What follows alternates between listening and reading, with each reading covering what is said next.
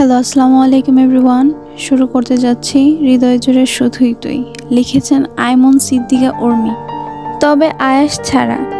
আয়াস খাটে না বসে সোফায় গিয়ে বসলো। ঈশার না খাটে বসতে হয়েছে আর না সোফায় বসতে হয়েছে। ঈশাকে রুকসানা বেগম ছোট বাচ্চাদের মতো করে কোলে নিয়ে বসেছেন, আর রায়হান মাহমুদ ওর মাথায় হাত বুলিয়ে দিচ্ছেন। এরপর দুই ভাই আর দুই যা মিলে আরও কিছু সময় এমন দুষ্টু মিষ্টি তর্কাতর্কি চালিয়ে গেল। আয়েশ কিছু বলছে না, শুধু ওদের কাণ্ড দেখে যাচ্ছে। আর তার চেয়েও বড় কথা হচ্ছে, ওর কখনো নিজের পক্ষে কিছু বলার প্রয়োজনই পড়ে না, কারণ ওর পক্ষ হয়ে বলার জন্য সবসময় ছোট মা আর ছোট চাচু তো আছেই। আসলে ওদের ফ্যামিলিতে এমনই, আয়েশের বাবা মা ঈশার পক্ষ হয়ে কথা বলে, আর ঈশার বাবা মা আয়েশের পক্ষ হয়ে কথা বলে। সবসময় আয়াস আর ঈশা ওদের দুজনকে নিয়েই যেন চারজনের জন্য দুষ্টু মিষ্টি খুনসুটি লেগেই থাকে। আয়াস যেমন রায়হান মাহমুদ আর রুকসানা বেগমের একমাত্র ছেলে, ঠিক তেমনি ঈশা হাসান মাহমুদ আর তানিসা বেগমের একমাত্র মেয়ে। দুই ভাই আর দুই যার মধ্যে এতটাই মিলমিশ যে কখনো সামান্য পরিমাণের মন মালিন্য পর্যন্ত হয়নি। বর্তমান পরিস্থিতিতে মানুষ যেখানে নিজের ছেলে আর ছেলের বউয়ের সাথে একসাথে এক পরিবারে থাকতে পারছে না, সেখানে রায়হান মাহমুদ আর হাসান মাহমুদ পুরো ফ্যামিলি নিয়ে একসাথে সপরিবার থাকছে, যাকে বলে যৌথ পরিবার। হ্যাঁ, আয়েশ আর ঈশা আপন চাচাতো ভাই বোন। বড় আম্মু, জানো আজ তোমার ছেলে কি করেছে? ঈশার কথা শুনে রুকসানা বেগম কিছু বলার আগে রায়হান মাহমুদ বলে উঠলেন, কি করেছে মা? তোকে কি ওই বাদরটা মেরেছে? মারলে আমাকে বল, আমি এখনই ওর একটা ব্যবস্থা করব। হ্যাঁ মা, বল কি করেছে আয়াস? আমার অনুপস্থিতিতে আমার মেয়েকে মারা? বড় আব্বু আর বড় আম্মুর পক্ষ পেয়ে ঈশা আদুরে গলায় বলল, জানো ও না আমাকে এতগুলা মেহমানের সামনে ইনসাল্ট করেছে। কি? আমার মেয়েকে অপমান করেছে আয়াস? ওর এত বড় সাহস? হালকা রাগ করার অভিনয় করে কথাটা বললেন রায়হান মাহমুদ। তারপর আয়াসের দিকে তাকিয়ে ধমক দেওয়ার ভান করে বললেন, আয়াস, তুই ঈশাকে অপমান করেছিস কেন? আমরা নেই বলে তুই সুযোগ পেয়ে আমার মেয়েকে অপমান করেছিস? তোকে দেখবি, তোকে আমি তেলাপোকার কোর্টে দেব। আরও শাস্তি আছে, সেগুলো বিয়ে থেকে গিয়ে দেব। আয়াসকে শাস্তি দেওয়ার কথা শুনে ঈশা খুব খুশি। ওর যেন খুশিটা ধরছেই না। খুশি হয়ে বড় আম্মুর গলা জড়িয়ে ধরে আহ্লাদি গলায় বলল, বড় আব্বু, তুমি সত্যি বলছো ভাইয়াকে বাড়িতে গিয়ে শাস্তি দিবে? রায়হান মাহমুদ ঈশার কপালে একটা চুম্মু এঁকে দিয়ে বললেন, হ্যাঁ মা, আয়েশকে বাড়িতে গিয়ে বড় শাস্তি দেব। ইয়ে, ভাইয়াকে শাস্তি দিবে, বাড়িতে গিয়ে শাস্তি দিবে আমার লক্ষ্মী বড় আব্বু। ভাইজান, তুমি কিন্তু এটা ঠিক করছো না। ঈশার কথায় তুমি সায় দিচ্ছ। হাসান মাহমুদের কথা শুনে ঈশা মন খারাপ করে বলল, আব্বু, তুমি আমার একটু ভালোবাসো না। তুমি সবসময় ভাইয়ার হয়ে কথা বলো। বড় আব্বু আর বড় আম্মু শুধু আমার পক্ষে কথা বলে। তুমিও ভালো না, আম্মুও ভালো না। তোমরা পচা, শুধু বড় আব্বু আর বড় আম্মুই ভালো। আয়েশ এতক্ষণ চুপ করে ঈশার কাজকর্ম দেখে যাচ্ছিল। এতক্ষণে সে মুখ খুলল, এই যে ড্রামা কুইন, আপনার ড্রামা কি শেষ হয়েছে নাকি আরো বাকি আছে? হ্যাঁ আসছে মুখ বাঁকাতে। এত সুন্দর হোসনি যে আমাকে মুখ বাঁকাবি। তোর চোখ বোধ হয় খারাপ হয়ে গেছে, তাই এমন বলছিস। আমি সুন্দর না তো কে সুন্দর? রাখ তো তোর বাজে কথা। বাবা, মা, চাচু, ছোট মা, চলো নিচে যাই। হলুদের অনুষ্ঠান মনে হয় শুরু হওয়ার সময় হয়েছে। আচ্ছা, তোমরা খাবার খেয়েছো তো? হ্যাঁ রে বাবা, আমরা খেয়েছি। আসার সাথে সাথেই তো মিনু আপা খেতে বসিয়ে দিয়েছিল আমাদের, তাই খেয়ে তারপরই আমরা উপরে আসলাম। ওকে, চলো তাহলে। মিস ড্রামা কুইন, আপনার ড্রামা শেষ হয়ে থাকলে আপনিও চলুন। বড় আব্বু, দেখো না ভাইয়া আমাকে কি বলছে। আমি কি নাটক করছি? আচ্ছা, তোমরাই বলো, আমি কি নাটক করছি? রায়হান মাহমুদ রাগি রাগি ভাব নিয়ে বললেন, আয়াস, তুই কিন্তু মার খাবি। সবসময় ঈশার পিছনে লাগিস কেন বলতো? সাথে সাথে হাসান মাহমুদ আয়েশের পক্ষে বলে উঠলেন, ঈশা, তুই সবসময় সব কিছুতে নালিশ কেন করিস বলতো? আয়েশ কি এমন বলেছে? হ্যাঁ, ও তো জাস্ট মজা করছিল। তুইও না। হাসান, তুই আমার সামনে ঈশা মাকে বকছিস? তোর তো সাহস কম না, আয়েশের সাথে সাথে তোরও তো শাস্তি হবে দেখছি। হাসান মাহমুদ জানে ভাই তার কেন এমন বলছে, ঈশাকে খুশি করতে যে এমন বলছে সেটা কারো অজানা নয়। তাই উনি অন্যদিকে তাকিয়ে হাসলেন, কারণ ঈশাকে দেখিয়ে হাসলে ঈশা আরও চটে যাবে। সবাই কথা বলতে বলতে হলুদের অনুষ্ঠানে চলে আসলো। এত সময় ধরে আয়েশ আর ঈশার মধ্যে হার জিত লড়াই হলেও এখন দুজনকে দেখে মনে হচ্ছে যেন একই সুতোয় বাঁধা। আয়েশ ঈশার হাত ধরে রেখেছে, যেখানেই যাচ্ছে ঈশার হাত ধরে ওকে সহ সাথে নিয়ে যাচ্ছে। মনে হচ্ছে ছেড়ে দিলে কোথাও হারিয়ে যাবে। আসলে হলুদের অনুষ্ঠানে এত বেশি ছেলে ঘুরঘুর করছে যে ঈশাকে এখানে একা ছাড়া আয়েশের সেফ মনে হচ্ছে না, তাই ওর হাত ধরে রেখেছে। ঈশা প্রথমে ছাড়তে চাইলেও পরে কিছু একটা ভেবে আর কোনো রকম ছাড়া পাওয়ার চেষ্টা করলো না। হলুদের অনুষ্ঠান শেষ হয়েছে প্রায় 1টা নাগাদ। আজ বিয়ে, তাই সকাল থেকে আয়েশ প্রচুর পরিমাণে দৌড়াদৌড়ি করছে, কারণ তার একটু পরেই বরযাত্রী এসে যাবে। সব কিছু দেখে নেওয়া তো উচিত, আফটারঅল একমাত্র ফুফাতো বোনের বিয়ে বলে কথা, তাই একটু আধটু দৌড়াদৌড়ি না করলে কি হয়।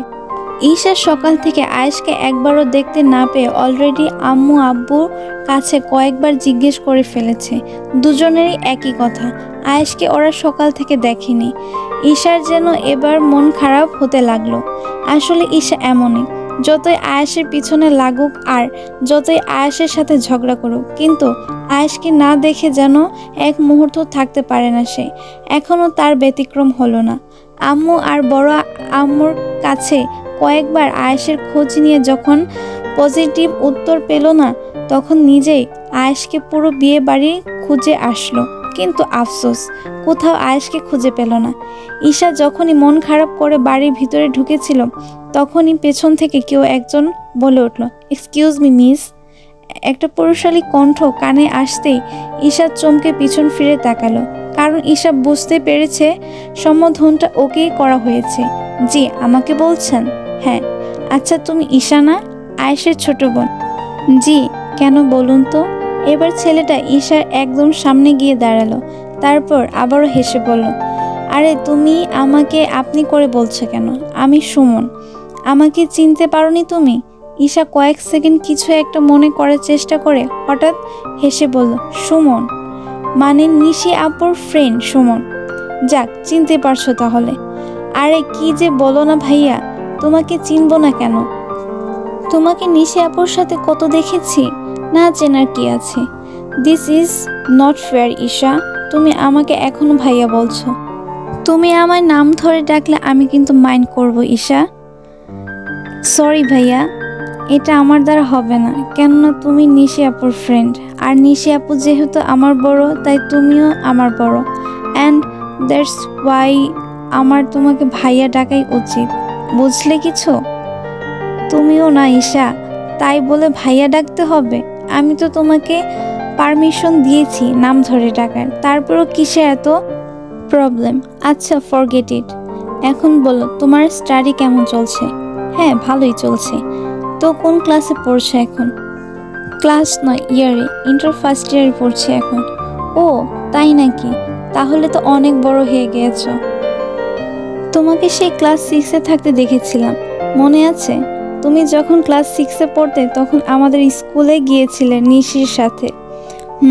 মনে আছে। আর থাকবে নাই বা কেন? তুমি সেদিন আমাকে কতগুলো ফুচকা কিনে দিয়েছিলে, পুরো 500 টাকার। তোমার দেখছি সব মনে আছে। অবশ্যই। এভাবে ঈশা আরও বিভিন্ন বিষয় নিয়ে সুমনের সাথে হেসে হেসে কথা বলছিল। ঈশা আর সুমনের কথার মাঝে হঠাৎ আয়েশ ওদের পাশ কাটিয়ে চলে গেল, যেন ঈশাকে সে দেখলই না। তবে ঈশা ঠিকই দেখেছে আয়েশকে। ঈশা আয়েশকে দেখে সুমনকে সেভাবে রেখে আয়েশের পিছন পিছন দৌড় দিল। ভাইয়া, ভাইয়া, এই ভাইয়া, শোন না। আয়েশকে ডাকতে ডাকতে ঈশা আয়েশের সামনে গিয়ে আয়েশের পথ আগলে দাঁড়ালো। আয়েশ যেন এতে প্রচুর বিরক্তই হলো। বিরক্তকর কণ্ঠে বলল, কি হয়েছে? পথ আগলে রেখেছিস কেন? যা বাবা, এমনভাবে কথা বলছিস কেন? কিভাবে কথা বলছি? এই যে মনে হচ্ছে অনেক কাজ করে এসেছিস, আর এখন দেমাগে তোর সাথে কথাই বলা যাবে না এমন। কাজ করে আসিনি তো তোর মতো দাঁড়িয়ে দাঁড়িয়ে গল্প করে এসেছি, তাও আবার হেসে হেসে। সর সামনে থেকে, আমার কাজ আছে। মা, এত রাগ করছিস কেন? আমি তো আর ইচ্ছে করে কথা বলিনি। ও নিজে এসে আমার সাথে কথা বলেছিল, আমি কি করে চলে আসতাম বল? আর তাছাড়া আমি ওর সাথে কথা বলছি বলে তুই এত রাগ করছিস কেন? হ্যাঁ, সেটাই তো, ওর সাথে কথা বলছিস বলে আমি রাগ করব কেন? আমি রাগ করার কে? আমার কি সেই অধিকার আছে? ভাইয়া, এমন করে কথা বলছিস কেন? আমি কিন্তু এবার কান্না করে দিব। তুই জানিস না, তুই আমার সাথে ভালো করে কথা না বললে আমার ভালো লাগে না। প্লিজ ভালো করে কথা বল না। শেষ হয়েছে তোর বকবক? তাহলে এবার সামনে থেকে সর। তোর বকবক শোনার মতো টাইম আমার নেই। আমার অনেক কাজ পড়ে আছে। ভাইয়া, এমন করিস না প্লিজ। আচ্ছা, আমার ভুলটা কি বল, আমি শুধরে নিব। বাট তবুও তুই এমন রাগি রাগি ভাব নিয়ে থাকিস না। আমি নিতে পারছি না। সত্যি কি তুই বুঝতে পারছিস না তুই কি ভুল করেছিস? না। ওকে, আর বুঝতেও হবে না। এই বলে আয়াস ঈশাকে সরিয়ে হনহনিয়ে ভিতরে চলে গেল। ঈশা কিছু বলতে চেয়েও বলতে পারল না, কারণ আয়াস ওকে কিছু বলার সুযোগই দেয়নি। আয়াসের এমন গা ছাড়া ব্যবহারটা ঈশা কিছুতেই নিতে পারছে না। কেন যেন আয়াসের ব্যবহারে ওর কান্না পাচ্ছে। আসলে এসে এমনই, যখনই আয়েশ কোনো কারণে ওর সাথে রাগ করে কথা না বলে থাকে, তখনই ঈশার এমন খারাপ লাগে। ঈশা নিজেও জানে না কেন আয়েশের এতটুকু অবহেলা সে সহ্য করতে পারে না। আয়েশ তো সবসময় ওকে ধমকায়, সবসময় ওকে কড়া শাসনের মধ্যে রাখে। তাহলে কেন তারপর আয়েশের একটু অবহেলা সে সহ্য করতে পারে না? ঈশা টলমল চোখ নিয়ে সোজা উপরের রুমে চলে আসলো। তবে সবার আড়ালে কেউ যেন টের না পায়, তার জন্য মুখে কৃত্রিম হাসিটা ঝুলিয়ে রেখেছে। সারাদিন এভাবে হই হুল্লোড় আর ব্যস্ততায় কেটে গেল। সন্ধ্যার আগে আগে নিশিকেও বের করে দেওয়া হয়েছে, অর্থাৎ কনে বিদায় আর কি। কনে বিদায়ের কিছু সময় পরে আয়েশ সবাইকে নিয়ে বাড়ির উদ্দেশ্যে বেরিয়ে গেল। যদিও ফুপি অনেক বলেছে থেকে যেতে, কিন্তু আয়েশের নাকি কাল একটা ইম্পর্টেন্ট মিটিং আছে, তাই সবাই চেয়েও আর থাকতে পারল না। মূলত যে মিটিংটার জন্য আয়াস বিয়েতে অ্যাটেন্ড করতে পারবে না বলেছিল, সেটাই কাল ফিক্সড করেছে আয়াস। কারণ আয়াস চায়নি ওর কারণে ফুপিরা কেউ কষ্ট পাক। আর সে জানতো যদি সে বিয়েতে না আসতো তাহলে ফ্যামিলির কেউ আসতো না। ফলে ফুপি, ফুপা আর নিশি কষ্ট পেত, যেটা আয়াস কিছুতেই চায়নি। তাই তো নিজের কোটি টাকার ডিলটা একদিন ডিলে করে ফুপাতো বোনের বিয়েতে অ্যাটেন্ড করেছে। আয়াসরা বিয়ে থেকে এসেছে আজ 3 দিন। আর আশ্চর্যের বিষয় হলো, এই 3 দিনে আয়াস ঈশার সাথে কোনো কথা বলেনি। আগে তো সবসময় ঈশাকে এটা ওটা বলে জ্বালাতো, আর ঈশার কোনো ভুল দেখলেই ঈশাকে শাসন করত, বকতো। কিন্তু বিয়ে থেকে আসার পর থেকে কেন যেন আয়াস এসবের কিছুই করছে না, শুধু নিজেকে নিয়ে ব্যস্ত থাকছে। বাকি সবার সাথে নর্মাল বিহেভ করলেও ঈশার সাথে কোনো রকম কথাই বলছে না সে। ঈশা নামের কোনো মানুষ যে এই বাড়িতে আছে সেটা যেন আয়াসের মনেই নেই। রোজকারের মতো আজও আয়েশ অফিস থেকে এসে সোজা নিজের রুমে চলে গেল। আয়েশ যখন বাসায় ঢুকলো, ঈশা তখন ড্রয়িং রুমে সোফাতে বসা ছিল, কিন্তু ঈশার দিকে একবারও তাকালো না পর্যন্ত। এমন নয় যে আয়েশ ঈশাকে দেখতে পায়নি, কারণ মেইন দরজা থেকে সিঁড়ির দিকে যাওয়ার পথে ড্রয়িং রুমের সোফাগুলোতে কেউ বসে থাকলে সেটা স্পষ্ট দেখা যাবে। ইনফ্যাক্ট সোফাগুলোর পাশ দিয়ে যেতে হয় ভিতরে। আয়েশকে এমনভাবে না দেখার ভান করে চলে যেতে দেখে ঈশার প্রচুর রাগ হলো। এমনভাবে আর চলতে দেওয়া যায় না। ভাইয়া এমন করছে কেন? বিয়ে থেকে আসার পর থেকে দেখছি আমার সাথে কথা বলছে না। কই, অন্য সবার সাথে তো ঠিকই কথা বলছে। তাহলে আমার দোষ কি? আমি কি এমন করেছি যে আমার সাথে কথা বলা যায় না? আজ এর একটা বিহিত করতেই হবে। কথাগুলো ভেবে ঈশা উঠে কিচেনের দিকে গেল। কিচেনে তখন রোকসানা বেগম আর আনিসা বেগমের রাতের জন্য রান্না করছিল। ঈশাকে এমন সময় হঠাৎ কিচেনে দেখে দুই যা অবাক হয়ে একে অপরের মুখের দিকে তাকালো। কয়েক সেকেন্ড চুপ করে তাকিয়ে থেকে রোকসানা বেগম নিজেই বলে উঠলেন, কি ব্যাপার? আমার মেয়েটা আজ রান্নাঘরে কেন? কিছু কি লাগবে? হ্যাঁ বড় আম্মু। তো কি লাগবে শুনি? আরে ভাবি, তুমি ওর কথায় কান দিও না তো। ওর তো বসে বসে আর কোনো কাজ নেই, তাই শুধু শুধু আজাইরা কথা বলবে।